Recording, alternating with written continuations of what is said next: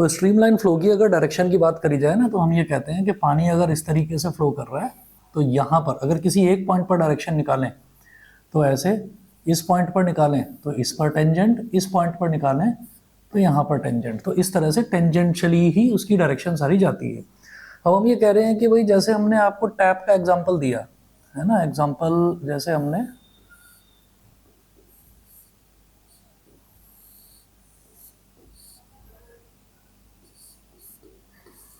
मान लीजिए टैप है और हमने टैप का एग्जांपल दिया, तो टैप से तो पानी सीधा सीधा इसी तरीके से गिरता है।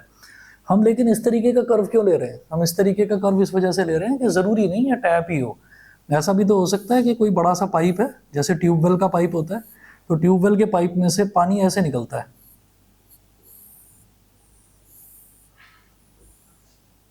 ऐसे गिरता है, ठीक है ना, और खेतों में पानी जाता है, ठीक है।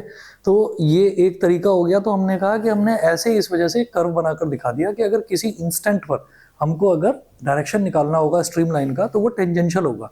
और कर्व्ड पाथ जो भी होता है, कर्व्ड पाथ पर अगर मैं कहीं पर भी डायरेक्शन निकालता हूं तो वो टेंजेंशियल ही निकलता है ना। तो आगे देखिएगा, इन्होंने बोला है स्ट्रीमलाइन में be defined as the path the tangent to which at any point gives the direction of the flow of liquid at that point. ठीक है, तो हमने कहा कि अगर ये पॉइंट ए है तो इस पर डायरेक्शन वी ए, वेलोसिटी इसकी कितनी हो जाएगी, at point A is V A, at point B velocity is V B, at point C velocity is V C. अच्छा, तो ये जो फिगर है ये तो फिगर ए है, दिस इज फॉर स्ट्रीमलाइन, ये स्ट्रीमलाइन के लिए हो गई फिगर। उसके बाद बात करेंगे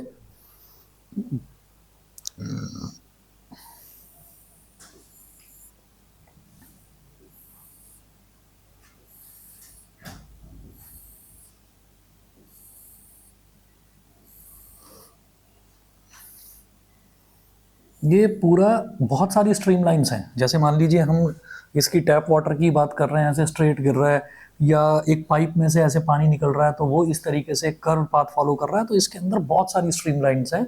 और ये जो पूरा का पूरा ऐसे दिखाई देता है ना, हमको ऐसे दिखाई देता है कि जैसे इसकी एक पर्टिकुलर विड्थ हो, हम उसको पकड़ना चाहेंगे तो हम उसको पकड़ नहीं पाएंगे, ठीक है ना, लेकिन देखने में एक सॉलिड विड्थ जैसी चीज़ एक दिखाई देती है।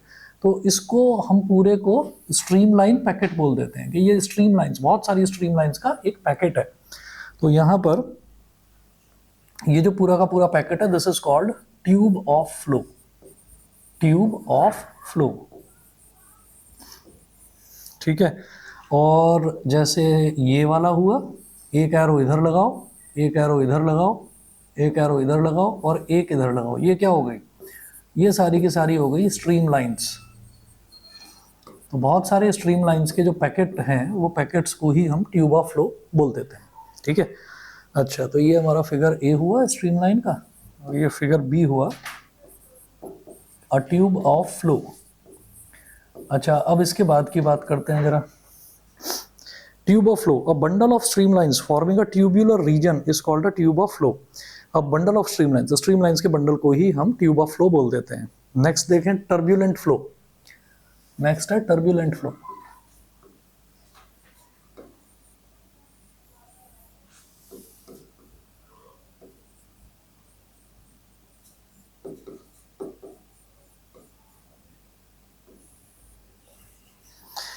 When the liquid velocity exceeds a certain limiting value called critical velocity, critical velocity, the liquid flow becomes zigzag. जब भी कभी लिक्विड की वेलोसिटी एक पर्टिकुलर वेलोसिटी से ज़्यादा हो जाती है, बढ़ जाती है, वो पर्टिकुलर वेलोसिटी क्या होती है, क्रिटिकल वेलोसिटी। लिक्विड की वेलोसिटी अगर क्रिटिकल वेलोसिटी से ज़्यादा हो गई तो फिर वो ना धीरे धीरे धीरे धीरे जो लाइन है वो सीधी ना जाकर, जो ट्यूब ऑफ फ्लो है वो सीधी ना जाकर वो फटने लगती है, डिवाइड होने लगती है। और जब वो डिवाइड होने लगती है, ये काम आपने वैसे भी करके देखा होगा कि अगर हमारे हाथ में ट्यूब है तो हम ट्यूब में से पानी निकलते हुए देखेंगे तो वो ट्यूब ऑफ फ्लो ही निकलेगा, मतलब प्रॉपर तरीके से निकलेगा, एक इस तरीके का एफ्लक्स बन जाएगा, ऐसा बंडल बन जाएगा और वो निकलेगा। और वहीं हमने सोचा कि इसकी वेलोसिटी बढ़ा देते हैं, तो वेलोसिटी कैसे बढ़ाएंगे, इसको थोड़ा सा थंब से दबा देंगे, है ना, ताकि इसमें से पानी निकलने का रीजन थोड़ा कम बचे।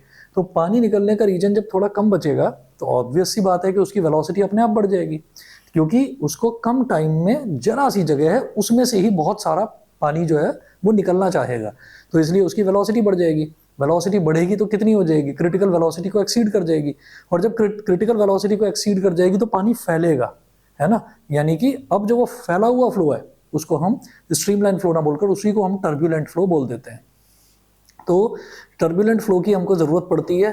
स्ट्रीमलाइन फ्लो की कब जरूरत पड़ेगी, जब हमको कोई बकेट भरनी है ना, नहाना है हमको, तो हम चाहेंगे कि भाई पानी प्रॉपरली उसके अंदर गिरे और भर जाए और फिर हम ढंग से नहा लें। और हमको टर्बुलेंट फ्लो की कब जरूरत पड़ेगी, जब बहुत बड़ा कोई गार्डन है और हमको उसमें चारों तरफ पानी को फैलाना है, तो तब हमको टर्बुलेंट फ्लो की जरूरत पड़ती है। ठीक है, अच्छा जी, तो अब देखें, when the liquid velocity exceeds a certain limiting value called critical velocity the liquid flow becomes zigzag. तो लिक्विड का जो फ्लो है वो फैलने लगता है, टेढ़ा मेढ़ा हो जाता है, जिगजैग हो जाता है। The path and the velocity of a liquid particle changes continuously haphazardly, this flow is called turbulent flow. Haphazardly का मतलब अब उसका डायरेक्शन कहाँ है, कैसे है, ये नहीं पता, किधर भी इधर उधर फैलकर पानी गिरता है, इसको हम टर्बुलेंट फ्लो बोलते हैं। तो टर्बुलेंट फ्लो जो है, टर्बुलेंट फ्लो का ये डायग्राम आप बना दीजिएगा। इसमें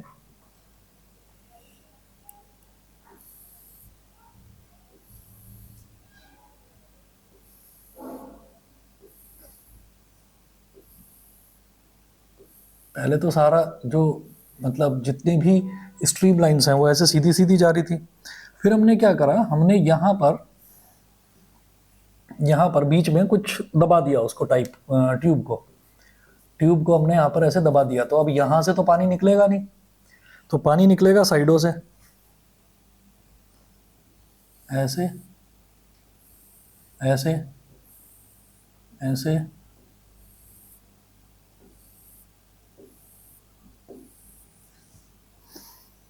इस तरीके से जाएगा। स्ट्रीम लाइंस फैल गई। अब स्ट्रीम लाइंस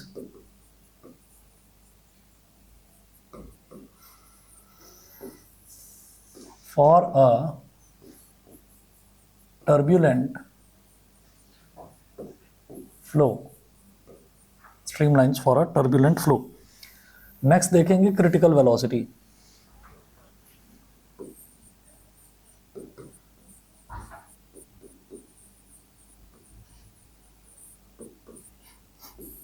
नेक्स्ट देखेंगे critical velocity. The critical velocity में क्या है, the critical velocity of a liquid is that limiting value of its velocity of flow up to which the flow is streamlined and above which the flow becomes turbulent. तो हम ये कहेंगे कि ये critical velocity क्या होती है, critical velocity वो वेलोसिटी होती है जहां तक हम अगर पानी की वेलोसिटी बढ़ाते जाएं, जैसे मान लीजिए टैप है हमारे पास और उस टैप का डायमीटर बहुत बड़ा है, हम खोलते जा रहे हैं धीरे धीरे, तब तक तो वो स्ट्रीमलाइन बिल्कुल सीधा सीधा पानी गिर रहा है। लेकिन एक लिमिट के बाद पानी का फ्लो इतना बढ़ गया कि अब वो इधर उधर फैलने लगा, इधर उधर फैलकर गिरने लगा। तो हम ये कहते हैं कि इसका मतलब ये है कि अब जो पानी की वेलोसिटी है वो क्रिटिकल वेलोसिटी से ज़्यादा हो गई है, एक्सीड कर चुकी है उसको। तो the critical velocity of a liquid is that limiting value of its velocity of flow up to which the flow is streamlined and above which the flow becomes turbulent. तो उसके ऊपर फ्लो टर्बुलेंट हो जाता है। The critical velocity Vc of a liquid flowing through a tube depends on, तो critical velocity किस किस चीज़ पर डिपेंड करती है वो देखिएगा। Depends on coefficient of viscosity of the liquid, density of the liquid rho and diameter of the tube d। तो Vc critical velocity of a liquid depends on coefficient of viscosity of the liquid eta upon density of the liquid. यहाँ पर density of the liquid की density को रो लिया है, और D क्या है, डायमीटर ऑफ द ट्यूब, जिस ट्यूब में से, जिस पाइप में से पानी बाहर निकल रहा है, और के क्या हो गया, के कोई कांस्टेंट हो गया यहाँ पर। ठीक है, तो यहाँ पर ये याद रहे कि रो जो है यहाँ पर डेंसिटी ऑफ लिक्विड है, डेंसिटी ऑफ लिक्विड। अच्छा, जो टर्मिनल वेलोसिटी होती है ना, टर्मिनल वेलोसिटी किसकी होती है, वो होती है सॉलिड की। कि अगर कोई भी सॉलिड किसी लिक्विड के अंदर से धीरे धीरे नीचे गिर रहा है, तो टर्मिनल वेलोसिटी में रो जो है वो डेंसिटी ऑफ सॉलिड लेते हैं, और सिग्मा को क्या लेते थे, डेंसिटी ऑफ लिक्विड, जिस लिक्विड में से वो फ्लो करके नीचे गिर रहा है। याद करें लास्ट क्लास में जो यूज करा था 2/9 r² rho minus sigma into जी अपॉन ईटा, वो वाला, वो टर्मिनल वेलोसिटी था। ये क्रिटिकल वेलोसिटी है। वेयर के इज अ डायमेंशनलेस कांस्टेंट। के यहाँ पर कोई कांस्टेंट है, इसकी कोई डायमेंशंस नहीं है ना, रेशो है ये कोई। आगे देखते हैं रेनॉल्ड्स नंबर।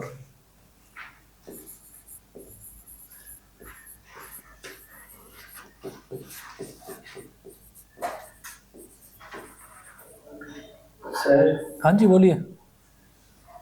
सर आपकी आवाज कट कट के आ रही है।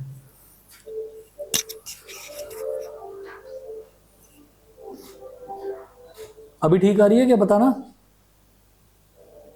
सर अब धीरे आ रही है, थोड़ा माइक ऊपर लगा लो। अच्छा,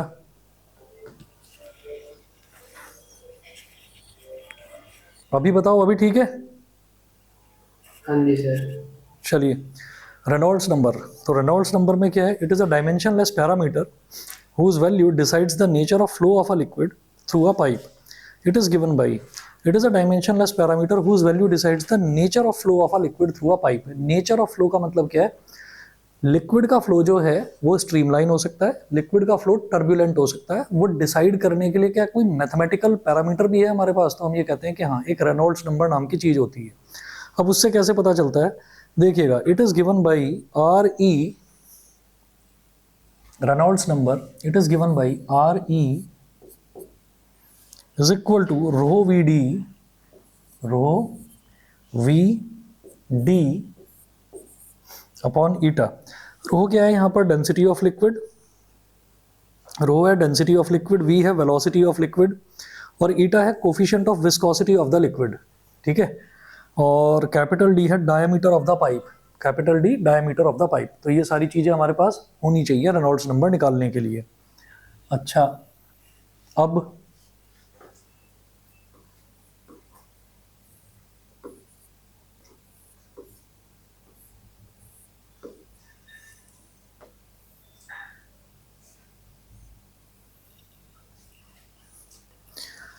अब यहाँ पर ना तीन अलग अलग कंडीशन लेंगे हमसे। रेनॉल्ड्स नंबर से हमको क्या पता चलता है, हमको नेचर ऑफ फ्लो पता चलता है, स्ट्रीमलाइन है, टर्बुलेंट है, किस तरीके का है ना।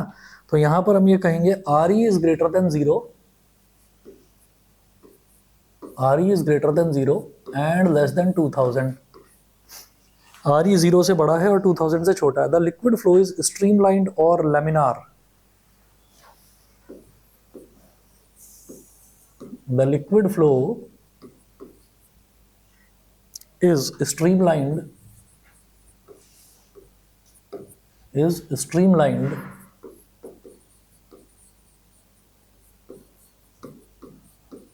और laminar।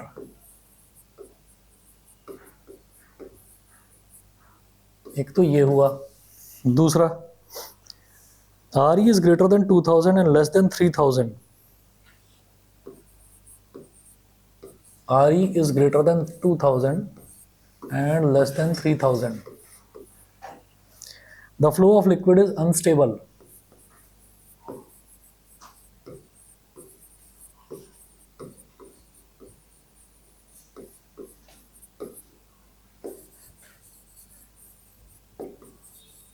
The flow of liquid is unstable. RE is greater than 3000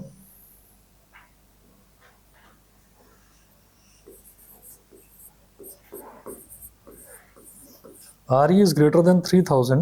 तो ये क्या है, the liquid flow is turbulent.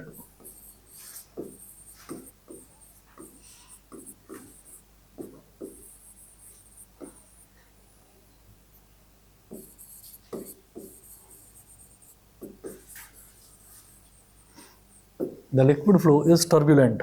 ठीक है, नेक्स्ट देखिएगा क्वेश्चन। क्वेश्चन देखिएगा, अब इसमें ये देखो कि हमको क्या दे रखा है, ये रेनॉल्ड्स नंबर जो है, रेनॉल्ड्स नंबर से हमको ये पता चलता है कि अगर रेनॉल्ड्स नंबर आर ई की वैल्यू 0 और 2000 के बीच में है तो हम ये कहेंगे कि लिक्विड का फ्लो जो है या तो लेमिनार, मतलब उसको स्ट्रीमलाइंड फ्लो को ही लेमिनार फ्लो भी कहा जाता है। तो आइदर इट इज़ लेमिनार और स्ट्रीमलाइंड। और अगर आर ई की वैल्यू 2000 और 3000 के बीच में है, अगर आर ई की वैल्यू 2000 और 3000 के बीच में है तो हम ये कहेंगे कि अब हम लिक्विड के फ्लो के बारे में बता ही नहीं सकते कि वो स्ट्रीमलाइंड है, टर्बुलेंट है, कैसा है, मतलब वो कैसा भी है, अजीब सा है, अनस्टेबल है। ठीक है, और अगर 3000 से ज़्यादा है तो इसका मतलब क्लियर है कि वो टर्बुलेंट फ्लो है। ठीक है, अब अगला क्वेश्चन देखिएगा, the flow rate of water from a tap. Siddharth आवाज़ ठीक आ रही है ना अभी, आवाज़ ठीक आ रही है अभी online. The flow rate of water from a tap of diameter, okay, the flow rate of water from a tap of diameter 1.25 centimeter diameter दे रखा है 1.25 सेंटीमीटर, तो फ्लो रेट कितना दे रखा है 0.48 litre per minute, 0.48 litre per minute. The coefficient of viscosity of water is 10 to the power minus 3 Pascal second. After some time, the flow rate is increased to 3 liter per minute. Characterize the flow for both the flow rates. तो हमको ये बताना है कि इसमें flow rate दे रखा है हमको, और इधर इन्होंने कहा कोफिशिएंट ऑफ विस्कोसिटी भी दे दिया, ईटा दे दिया, डायामीटर दे दिया, और ठीक है. 0.48 लीटर पर मिनट ये क्या है बताएंगे? 0.48 litre per minute, no idea. Characterise the flow.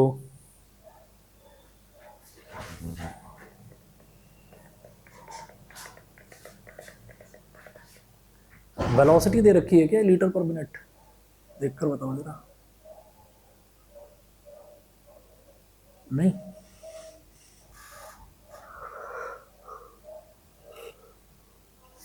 The flow rate of water from a tap of diameter 1.25 centimetre.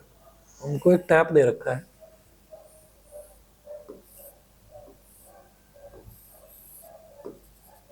इसका जो डायमीटर है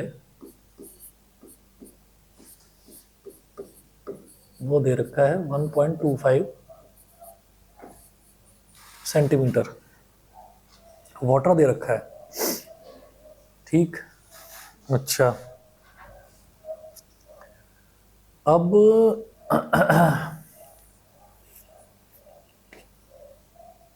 एक काम करेंगे. एक्चुअली कंपेयर करना है. 1.25 सेंटीमीटर है, डी को तो मैं एज इट इज लूंगा. इसको मीटर में करूँ क्या कन्वर्ट? जो विस्कोसिटी है वो पास्कल सेकंड में दे रखी है, यानी कि एसआई यूनिट में दे रखी है. एसआई में कर लेते हैं कन्वर्ट. पास्कल सेकंड है ना कोफिशिएंट ऑफ विस्कोसिटी.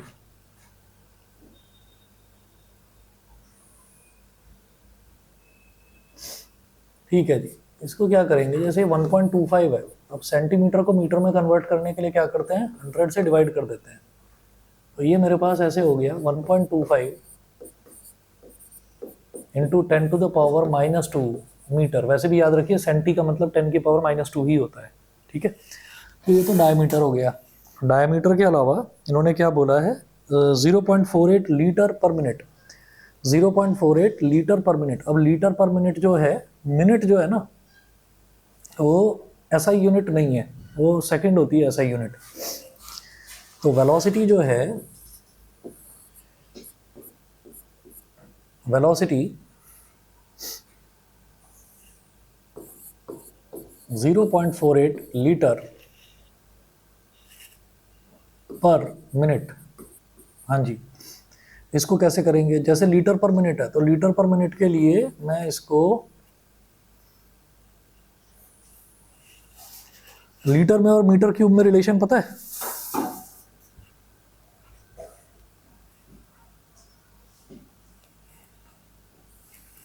नोट कर लीजिएगा.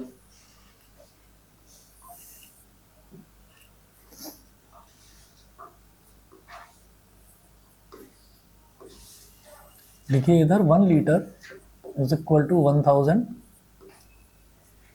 सेंटीमीटर क्यूब एंड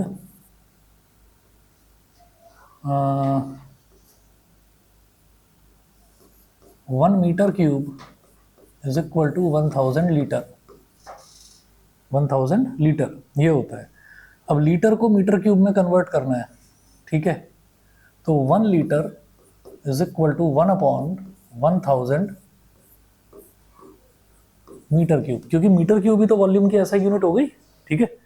अच्छा, तो जो वेलोसिटी दे रखी है लीटर पर मिनट,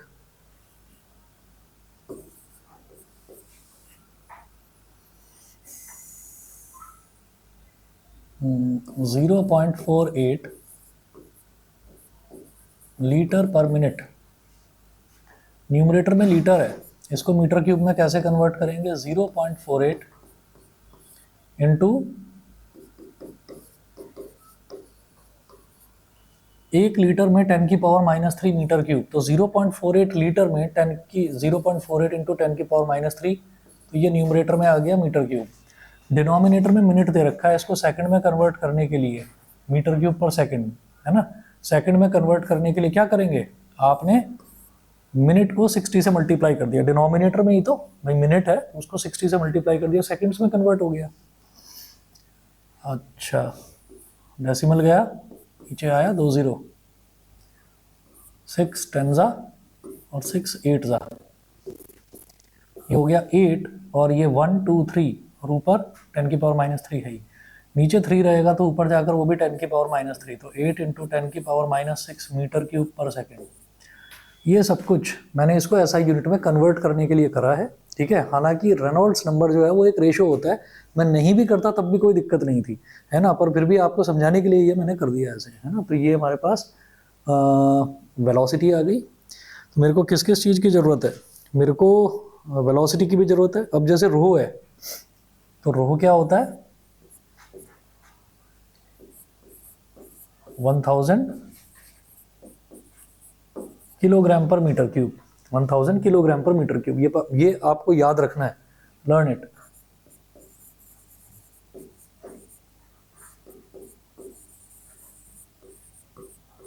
ये है वेलोसिटी, वेलोसिटी कह रहा हूँ, सॉरी, डेंसिटी ऑफ वाटर।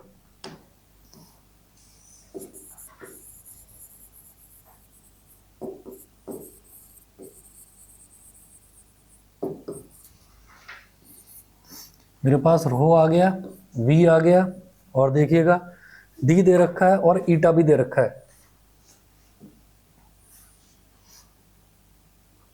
ईटा कितना है? ईटा है 10 to the power -3 pascal, pascal second. अब दोनों अलग अलग केसेस देख लीजिए।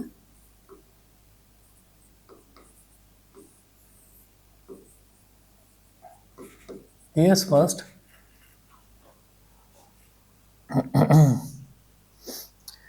Case first, RE is equal to rho VD upon eta. Rho कितना है? 1000, V कितना है? 8 इंटू 10 की पावर -6,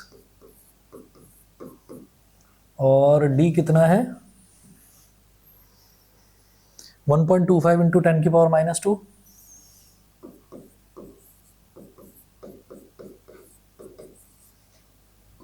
अपॉन ईटा कितना है? 10 की पावर -3।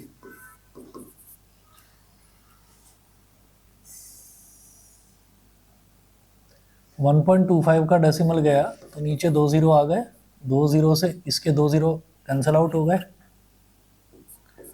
इज इक्वल टू 10 की पावर -6 और 10 की पावर -2, 10 की पावर -8, 125 8 जा कितना हो जाएगा? 1000, 1000 हो जाएगा ना। 125 2 जा तो 250 होता है, 250 इंटू 1000 हो गया, 1000, ये 1000 हो गया।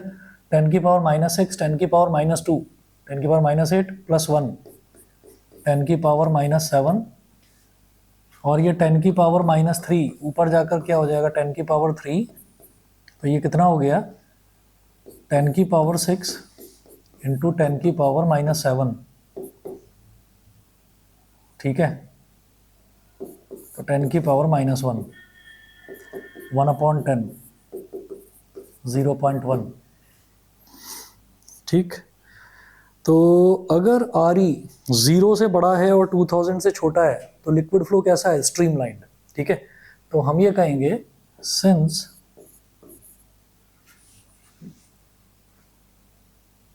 RE is equal to 0.1, that is RE is greater than 0 and less than 2000.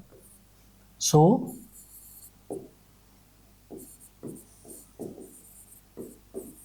it is a case of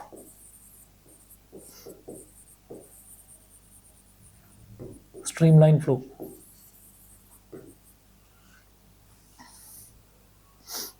streamline flow, इन्होंने फर्स्ट का जो आंसर दे रखा है वो स्टडी दे रखा है। स्टडी का मतलब यही है, स्टडी बोल दो, स्ट्रीमलाइन बोल दो, लेमिनार बोल दो, एक ही बात है, ठीक है।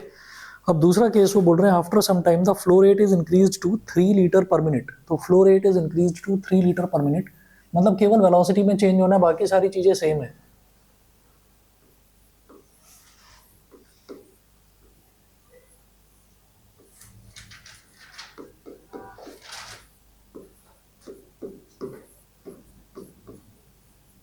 थ्री लीटर पर मिनट, तो 3 ऊपर लीटर नीचे मिनट। अब लीटर को मीटर क्यूब में कन्वर्ट करने के लिए 10 की पावर -3 से मल्टीप्लाई करना पड़ेगा।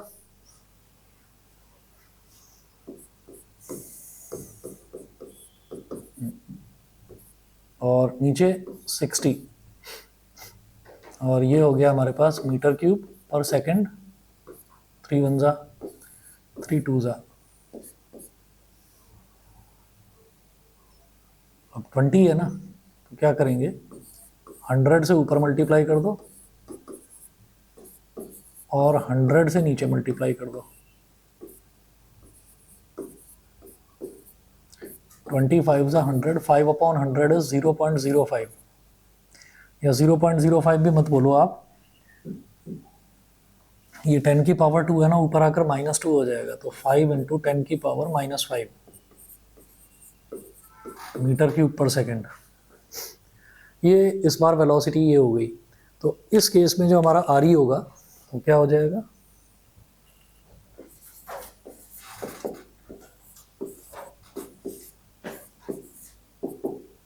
1000 इंटू 5 × 10 की पावर -5। पाइप का डायमीटर तो उतना ही रहना है, 1.25 × 10 की पावर -2,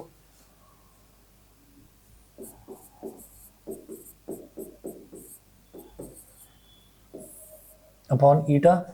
ईटा भी उतना ही रहना है, 10 की पावर -3। 1.25 गया, नीचे आ गया 100, ठीक है। जरा इसको कैलकुलेट करते हैं।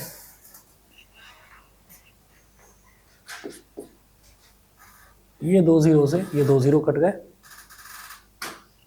5 × 125 कितना हो जाएगा, 125 5 जा 125 4 जा तो 500 होता है ना, 625। हाँ, अरे ये तो 625 है, ठीक है।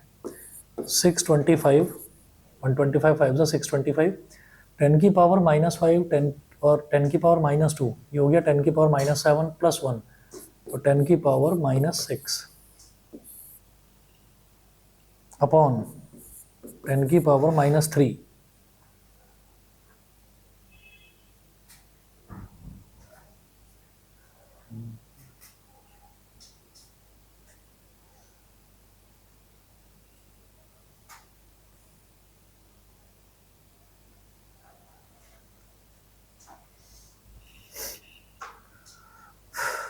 देखना कुछ गलत हुआ है क्या,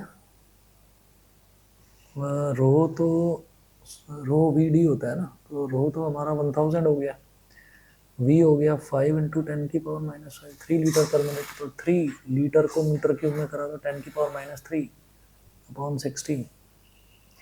तो नीचे 20 है, ऊपर 100 से कर दिया, नीचे 100 से, तो 10 की पावर -3 और ये 2 -5, 5 की पावर 5 × 10 की पावर -5, 10 की पावर -5 × 10 की पावर -2, तो 10 की पावर -7 हो गया, +1 10 की पावर -6 हो गया। और जब ये ऊपर चला जाएगा तो 10 की पावर -3 हो जाएगा। बात क्यों नहीं बन रही है,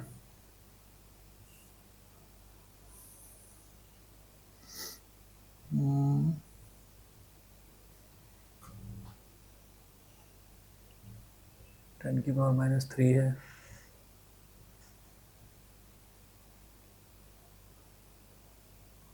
flow rate is increase to 3 litre per minute,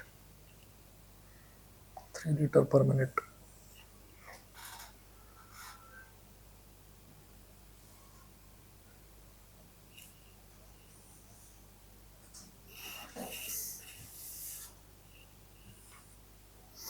density of water तो ठीक लिया ना हमने।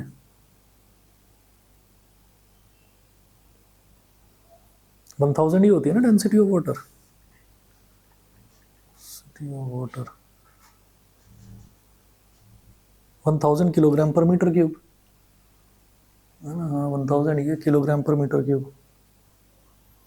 1 ग्राम पर सेंटीमीटर क्यूब, सेंटीमीटर में अगर लेना है तो ये भी सही है।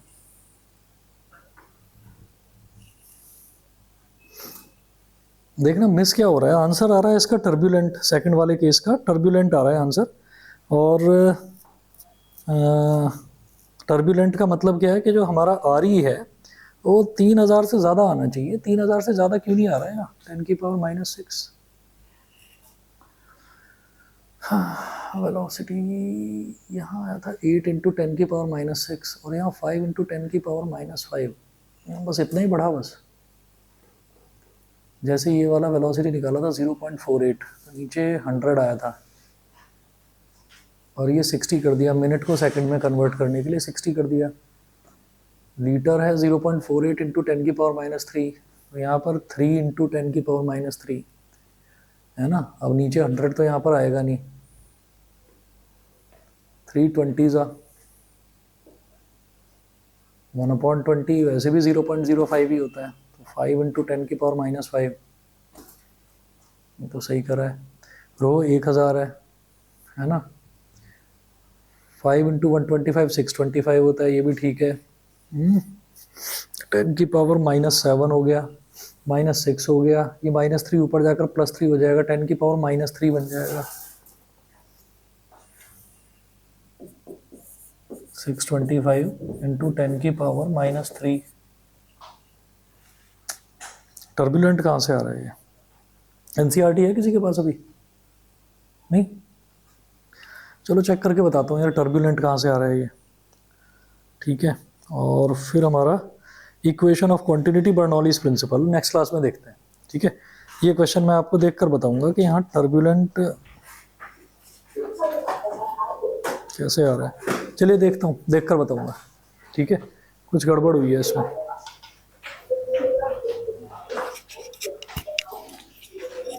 Thank you sir. चलिए ठीक है, ऐसे तक ओके।